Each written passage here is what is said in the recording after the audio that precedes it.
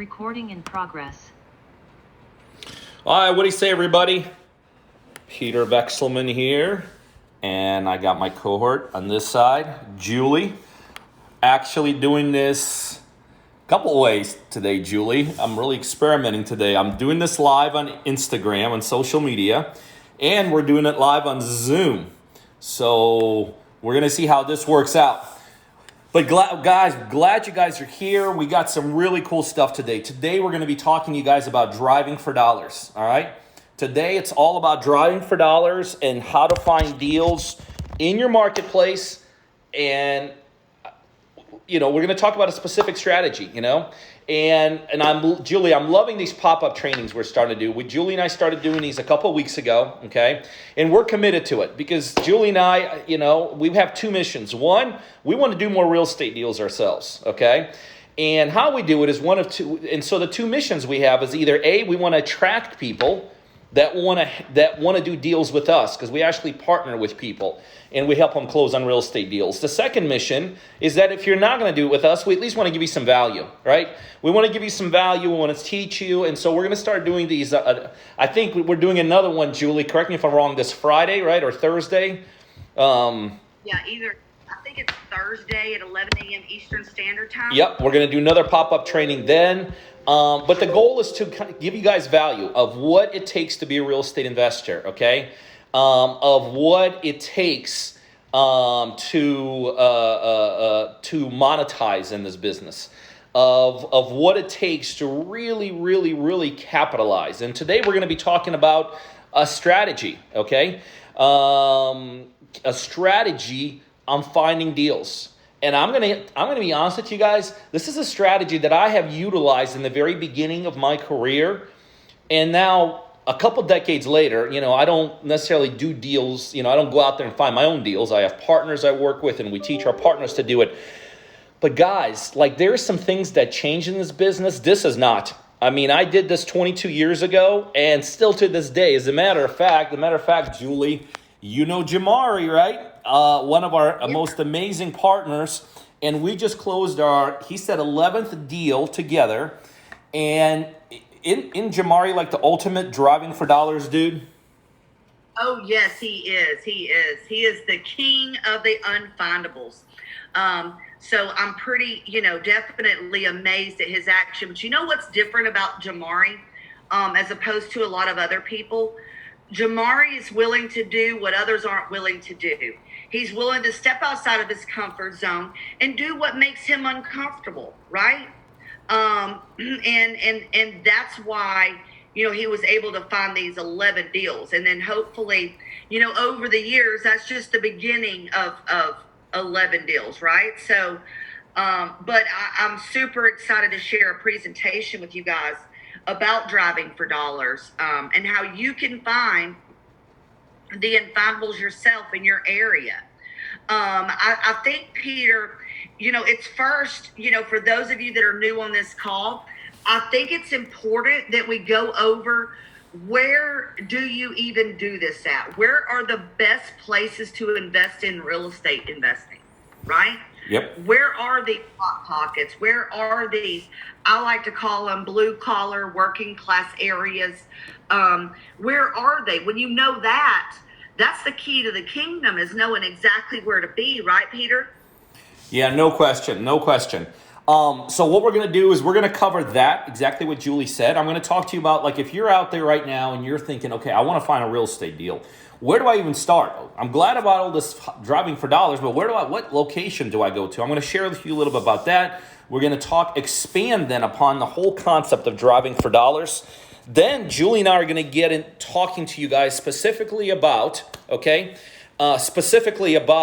what it means to be our partner, because I know a number of you guys are on here today and you're not yet our partner. Some of you guys are our partners here today, and we're so glad you guys are here. This is another value add for you, but we're going to share with you, for those of you that are not our partners, what it means to be our partner. We're going to even share with you how you could become a partner today and immediately. So we got a lot of things to go over, but we don't, the reason we call these pop-up is we want to make them kind of short. We know everyone's busy, so let's get into the thick of things.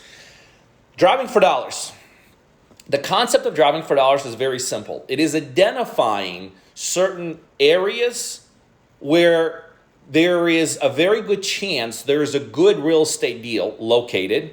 And then it is literally driving into those areas, and then beyond the areas, specifically being able to identify and pinpoint the actual potential properties in there that have the best chance of being good deals. So like Julie said, let's first take a step back and let's talk about where do you even go? Like if you're in a car, what neighborhood are you going to go to do your driving for dollars? And what I always tell people is this: what you want to go into neighborhoods where you live that basically have a mixture of everything. They got a little bit of this, they got a little bit of that. Now, each area in of itself should be about a couple miles wide. So I always say find something that's about 2 to 3, maybe 4 miles wide. In the end, try to find about 3, 4, or 5 pockets like that. And that's where you really want to spend your time and effort in terms of doing your driving for dollars. So let's talk about these specific pockets. What do they look like? Remember, again, the key in these pockets that you want to be actually going into is you want to make sure they have a mixture of real estate and a mixture of people. So the best way to identify, are you in the right pocket, is when you're driving through that pocket, you want to kind of just like look to your left, look to your right. And the question you're going to be asking yourself, what are you seeing there? And literally, what you want to be seeing there is you want to be seeing different types of real estate and different types of people. So in these pockets, you may be driving there and you may see like a for rent sign. Well, what is that? What does a for rent sign tell you? Well, it tells you renters live there. But then you could be driving in the exact same area and now you could see, let's say, a for sale sign. Well, what does a for sale sign tell you? It tells you homeowners live there. So you may have a mixture of renters and homeowners living together. You may be driving there and you may see a newer property, and then you're driving there and all of a sudden you may see an older property. So you have a mixture of real estate, some newer stuff, some older stuff. You may be driving there and you may see like a rehab going on, a property that's in pretty bad condition, right? But then you're also driving there and at the exact same time you may see a drop-dead gorgeous property. You may be driving there and you may see like residential house, and then all of a sudden you come across potentially a commercial building. You may be there and you may be looking at single family homes and all of a sudden you see an apartment building. You may be there and you may be looking at a guy walking in a street and he's a white guy, and then you go 2 blocks down the road and you see maybe a black guy. So the bottom line is this: you're in the right pocket to do driving for dollars when you're thinking to yourself, goodness, I see a little bit of everything here. And the reason behind identifying these pockets where you literally see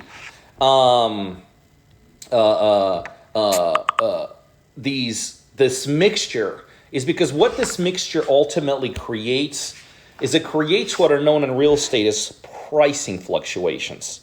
Meaning in that same neighborhood, you could be driving and you see a house and you call on it and it's for sale for, $50,000. And all you do is you go up 1 block down the road, you see another house for sale, and that house could be for sale literally for twice as much, right? $100,000. You may be going another block, you see another house for sale, that could be for sale for $30,000. And what happens? So here's the logic. You want to find areas that have a mixture of real estate. Because a mixture of real estate and a mixture of people create these pricing fluctuations. And in turn, these pricing fluctuations create the number one environment where almost all the good deals are located. And so before, and I'll flip it over to Julie to get started on that piece, before we talk about specifically what are you looking for inside these neighborhoods, the first thing is find. And I always tell people, like I said, find 3, 4, or 5 pockets like that, areas like that where you live. Identify them. You know what you're looking for. And then those are the areas that you want to start doing your driving for dollars in. Julie, talk a little bit about driving for dollars specifically, kind of from your end. Okay, I certainly will. So, are you seeing my screen? Yes, ma'am. Okay. So, what I would like to do is really kind of go into the nuts and bolts of what is driving for dollars. Okay. So, I have a question for everybody. Let's have a little bit of fun today. Is that okay? Okay, great. Does everybody know where the chat is in Zoom? Check your chat because I have some questions for you. Now, listen, I promise you that it pertains to real estate, but just play along with me. All right. So, Peter, one dream that I have is to one day own a classic car. In particular, I would love to have a 63 Corvette. I love the car. It's just something I've always wanted. Even like one that's super ugly is about like $100,000, right? But let me ask you, anybody that's on this call, if you were to have, let's say money wasn't an issue, Peter, and like you just had it to spend, if you could buy any classic car, what would it be? And guys, go ahead and put that in the chat right now. If you were to buy any classic car, what would it be? I would love to hear from you. Ooh, Patrice says a 76 Caprice. That's a good one, Patrice. Maybe Crystal says a 67 Chevy Nova. That's awesome. All right, keep them coming, guys. Let me know. Well, what would that cool classic car be? Okay. Oh, Bob wants a Humvee, an Army surplus Humvee. I bet you do, Bob. He's been with us for a while, and he's been in the military. Al says a 67 Nova. Kristen says a 67 Dodge Charger. Okay. So, now everybody stay with me here. Let's just pretend that it's a 67 Nova. Okay? So, Peter, I have been wanting this 67 Nova like my entire life. Money's not a problem, and I've been desperately looking for one like everywhere, right? And sure enough, I'm driving down the road, and guess what I see? In somebody's yard. A 67 Nova. Absolutely. And the grass has grown up around it. The tires are flat. It's got dents. It's got scrapes. It's got bruises. But remember, I wanted this 67 Nova, and I can't find one. And it's what I've always been looking for. Now tell me this. What would you do in that exact moment? Let me know in chat. What money's not an option, and it's something you've wanted for forever. What would you do? Type it in the chat. Joseph says he'd knock on the door and ask about it. Patricia said she'd look at the owner ASAP, knock on the door, stop and ring the bell. You guys are right. Find out who owns it. See, driving for dollars is the same example as what I just gave you with that classic car. Okay? So what I mean by that is, would any of you have any problems knocking on that door to get that 67 Nova? Absolutely you wouldn't. The conversation would probably go something like this. Hey, oh my God, I was driving by, and guess what? I have been wanting that car my entire life. It is exactly what I've been looking for, and I was just wondering if there's any way I could make you an offer for it. Number one, probably the owner of that car is not going to get upset because, my God, they're letting grass grow around it. The tires are flat. It's got dings, scrapes, and bruises. Okay? That same feeling you just had about that car is the same exact way you should go when you're driving for dollars. The same way that I talk to somebody about that old car is the same way I'm going to talk to them about the house. Because guess what? I'm in real estate. This is the house that I've been looking for. It is exactly what I've been wanting, right? Also, if you're a partner of ours, you can knock on that door or call someone with confidence because we put up the funds for the deals and split profits 50-50, right? So money's not an objection. You wanting it shouldn't be an objection, and it needs the work you're looking for, right? So now that we've gotten past the mental roadblock here, just always think about it as something like a classic car. Okay, so let's see here. What should you be looking for? Let's talk about what you should and what you shouldn't be looking for. And guys, keep playing along with me in the chat here. So when you're driving around and you're looking for properties that are in distress, what are some things that you might physically see about the property that leads you to believe that the home, or maybe that the owners, are in a distressed situation? What are some physical attributes? Kristen said boarded up windows, broken, sheets in the windows instead of blinds. Rodney says no gas or no electric meter. Come on, guys. All the answers are great. We'll all learn together here. Maybe there's a bunch of newspapers laying in the yard, the mailbox and stuff. There's tall grass. Maybe the eaves and overhangs are rotten. The gutters are hanging off the house. There's trash strewed everywhere. There's old cars in the yard.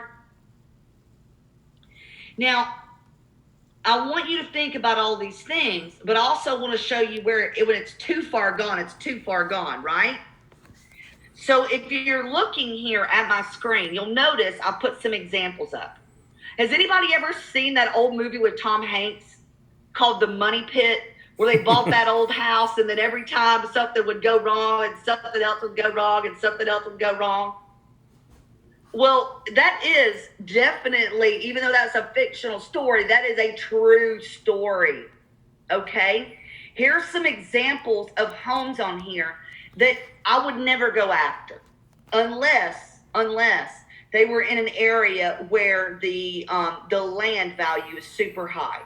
But like if you see this one on the top left, I mean, come on, that's a tear down, right? You're never going to renovate that. It's going to cost you more to renovate that than it would to even just build a brand new one. This one's got ivy growing all up in it. The roof is bad. Wouldn't mess with this one. Same here. You know, you've got asbestos siding. You've got windows are torn down. It's a big house. It would be easier to rebuild this. When you're looking for these properties, you're going to be just like Tom Hanks and Shelley Long in Money Pit, right? So we want to stay away from these particular homes. However, let's talk about what we do like. Okay, so these pictures here are all deals that Peter and I've done over the years, okay?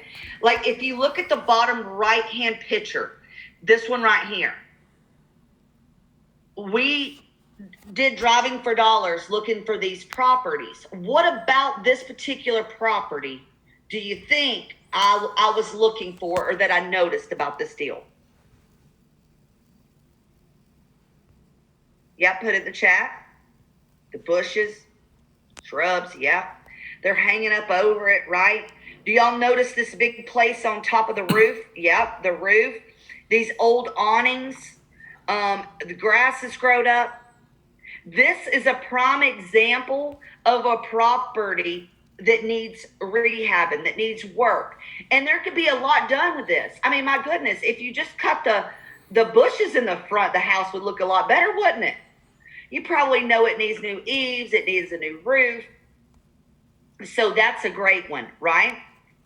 And Joseph said, yeah, it just needs a facelift. You're exactly right. Well, look at this one at the bottom left. This is actually in Dahlonega, where I live in Georgia. Now, what caught my eye about this property is this one was in the fall. What can you tell about this property that you think that I wanted to call them? Leaves, yep. What else? What does it look like to you?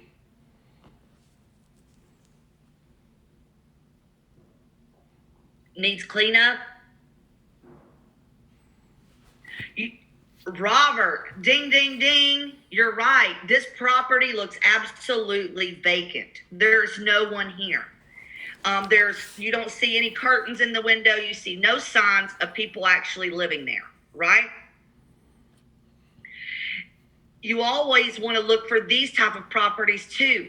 This property right here, we bought, cleaned up the yard, literally cleaned up the inside, and made about $43,000 on this property. Now, how did I find this property? Again, just like I said earlier, driving around looking. And if you guys want me to, I'll go over the exact script today that you're going to talk to sellers about to get these properties under contract, okay?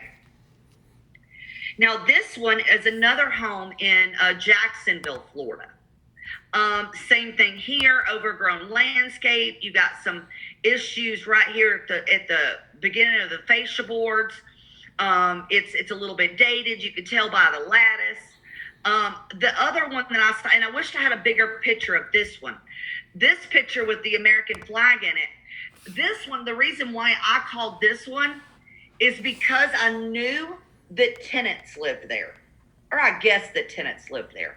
Because when you drove by this house, there was literally trash all over this yard. So I was just assuming that maybe the landlord was tired of them trashing their place up. But when you looked at the siding and the paint and things, you could tell it was just kind of fixed up, but somebody's came in there and trashed it, right? So now, before we move any further, does anybody have any questions about what you should be looking for when you're out driving for dollars? Julie, got a couple questions on social media. What if all the properties you're showing, are they one-offs that people are looking for? Like, what if you're driving a neighborhood and the whole neighborhood looks like that? Would you call on every one of those properties, or that's just a neighborhood you want to stay away from? Well, it depends. I would say if you go to a neighborhood where every house looks like that, right? You're probably in a place that's not very high end, right? Mm-hmm. So unless you already have buyers in that area to wholesale to, then I would not go after those. Now, I'll tell you, when we owned our place there in Jacksonville, Florida, when we had our properties there, Mm-hmm. I had buyers that bought in those places. So I didn't mind to go after those. But here's one piece of advice. You never want to be the prettiest house on the block. You never want to be the prettiest house on the block because you've probably over-conditioned that home. But for people that like low-end rental properties, then when you're in a neighborhood like that, I would say you could go after them. But me personally, number one, if I'm afraid to pick up rent there, I don't want to own a house like that. So absolutely no war zones. Thank you, Robert. I was trying to think of the name of the word there. Any other questions? Okay. So, y'all want to talk about making some money on these? I'm going to give you guys a script to use right now that can change your life. And I really do mean that, because this is a script that I've used for years. Now, I want you guys to go all the way back to what we were talking about earlier. Remember how we were talking about the way we were talking to that individual about those classic cars? Y'all remember the 67 Nova conversation?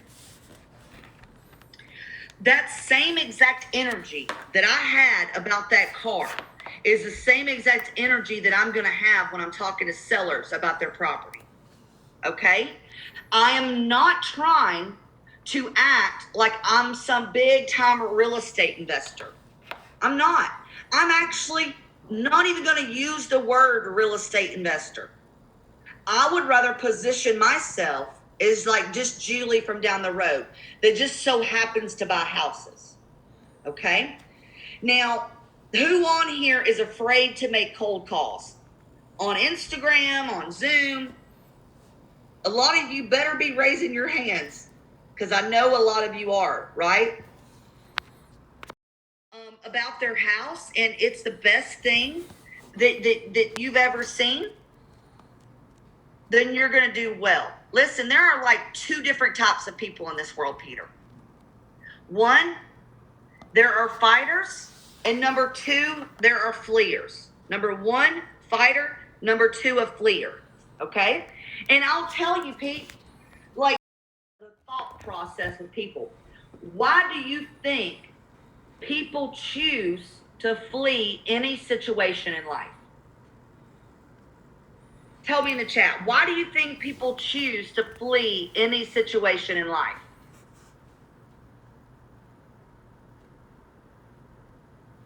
Fear. That's right, Crystal. Fear. Vonda says fear. Uncomfortable. Absolutely. Fear of rejection. Fear of the unknown. See, everything boils down to one state of fear. Okay? Your job on these calls is not to get a deal. You heard me right. I'm going to say it again. Your job on this call is not to get a deal. Your job on this call is to stop someone from fleeing the situation. Your job on this call is to stop someone from fleeing this situation. How do you do that? Number one, and if you learn anything from this call today, learn this. Stop trying to act and talk like you're someone else. Just be you. People know the difference when you're pretending. They know the difference when they're being sold. So quit listening to YouTube videos on how to make cold call scripts. Use them as a guide, but be a good listener. Be a good listener and be yourself. I personally had to be myself. I've got this crazy accent. I'm just not just going to get up one day and just get rid of a Southern accent. At least I don't think so. Right? So I'm going to use that to my advantage. So now that we've gotten over that, and remember the car, you wouldn't be afraid to call about the car. Here's how the call's going to go. All right? Ring, ring. Hey, John, this is Julie. How are you doing today? Oh, good. Well, actually, the reason for my call is I was driving down Main Street, and I believe you own this property over here at 1735. Yes, I own 1735 Main Street. Why are you calling? Well, you see, the reason is I buy, fix, and sell houses, and I buy and rent them out. And whenever I saw yours, I mean, it's exactly what I've been looking for. And I was just wondering if there is any way that I could come out there, take a look at the property, and make you an offer for it. Now, I'm going to break this down a little bit. If you'll notice, I did not use the script verbatim, okay? So we'll start from the beginning. I like to start to assume someone's name. First thing that happens whenever you get a phone call, I want you to think about this. Hi, is this James Rush speaking? Immediately, James, what are you thinking? You're like, oh my God, they're going to sell me something or I owe some money. At least that's what I think, right? Instead, if I go, hey, James, this is Julie. How are you doing today? You know what James is thinking? Julie. Do I know her? She's calling me like she knows me, right? I've literally said, people say, oh, do I know you? Okay, so now I'm going to go into why I'm calling. Well, James, the reason for my call is I was driving down Main Street and I saw this property that I believe that you own at 1735. That's the same exact way of asking the question, are you the property owner of 1735 Main Street? But I'm stating it, and I'm not asking the question just like a script, okay? Yes, I own that property. What can I do for you? Well, James, I buy, fix, and sell houses, and I buy and rent them out. Isn't that the same as a real estate investor? I say that because what if James drives a truck for a living? A dump truck for a living. He's not into real estate, right? You're on this call because you're in real estate. The guy that drives a dump truck, he may not know nothing about real estate. So when I say I'm a real estate investor, how do you think that makes James feel? What are your immediate thoughts of how he would feel if I called myself a real estate investor at that moment? Flustered? No, he's probably thinking they're going to give me a low ball offer and try to sneak something around me. That's exactly what he's thinking. Yeah, Joseph, you're trying to steal his house. But instead, I want to say I buy, fix, and sell houses, and I buy and rent them out. For me, that's the same thing. And I was just calling to see if there's any way I could come out there and make you an offer for it. I mean, it's exactly what I've been looking for. Just like I said with that 67 Nova, right? Well, I reckon you could come out and make me an offer. Okay, well, how does today at 5 sound? Or tomorrow at 3?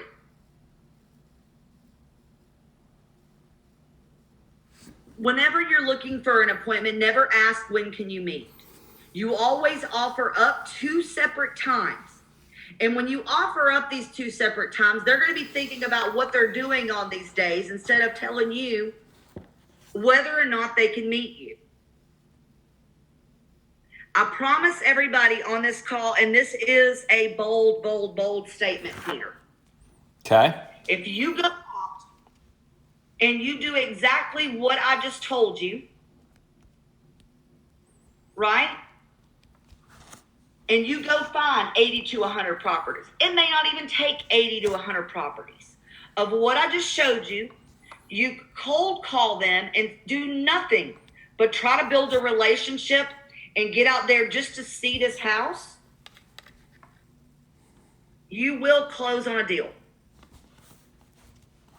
You will close on a deal. So some of you are probably thinking, well, Julie, you didn't ask him anything about the house. I don't need to. I drove by and I seen it. That's all I need to know. And in the beginning, guys, a lot of us are out there and you're trying to overqualify these leads. Oh, well, I don't like his attitude. They're not going to go down on the price. Or he bought it 2 years ago for this. He's not going to sell for this. Stop putting words into people's mouths. You really want to learn this business? You know how to learn this business? You go to appointments, whether you're going to get the deal or not. That's how you learn this business. So what I encourage all of you right now to do is just go on appointments, whether you think it's a deal or not. Because let me tell you what happens when I leave an appointment that's not a deal. They're going to refer me out. I guarantee you they're going to refer me out. They're going to know what I do. I'm going to build a relationship with somebody else in my city. Here's my question to everybody on social media. For those of you on Instagram, on Peter's side, I want you to put this in the chat or in the, whatever that's called, the comment section. For those of you on Zoom, for those of you that are on Zoom, what's today, Tuesday? How many driving for dollar properties are you going to find this week? That's today, Wednesday, Thursday, Friday, Saturday, Sunday. Okay? How many? Put it in the chat. How many properties can you go find of things that I just showed you? Let me know. Because you need to hold yourself accountable. When you put something out there in the environment, right? You're more likely to achieve your goal. 10 a day for me. Maria says 20. At least 5. 20, 30, 75 to 100 out. I like you, man. 75 to 100. I could literally go find 30 properties in an hour if I went driving around. You can too. What you do is once you start, you're not going to be able to unsee these properties anymore. You're going to see them everywhere in every city you go to. utilizing our Deal Driven app on your phone. Get this. I just want to show you the power. Let me tell y'all how I used to do. All right, guys, I'm going to peel off here. So this is what we do at Partner Driven. We do real estate deals.